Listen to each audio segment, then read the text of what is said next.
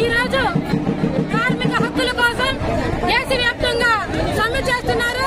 ఈ సమ్మెలో భాగంగా 44 పోరాడి సాధించుకున్నటువంటి 44 చట్టాలను తుంగలోకి తొక్కి కార్మికులకు 4 లేబర్ కోడ్లు అమలు చేసినటువంటి బీజేపీ ప్రభుత్వానికి వ్యతిరేకంగా ఈ రోజు ఈ ర్యాలీ కొనసాగుతుంది. ఈ రోజు కార్మికులు అనేక రకాలుగా నిత్యావసర సరుకులు పెరుగుతున్నా కార్మికులకు ఉపాధి కొలువవుతున్నది. నిత్యావసర వస్తువులు కొనుక్కునే స్థాయి కూడా లేదు. వాళ్ళకి ఏమైనా డిమాండ్స్ కోసం కనీస వేతనాలు అమలు చేయాలనేది, అలాగే మహిళా రంగం మహిళలు కూడా ఉపాధి హామీ పథకం ద్వారా స్వేచ్ఛగా తన బిడ్డలను పోషించుకునే స్థితికి ఉన్నది. ఆ పథకాన్ని నిర్వీర్యం చేసి కేంద్ర ప్రభుత్వ విధానం ఏదైతే ఉన్నదో శ్రీరామ్జీ అనే పేరుతో పథకాన్ని నిర్వీర్యం చేసే ప్రభుత్వంగా తయారవుతున్న మోడీ ప్రభుత్వానికి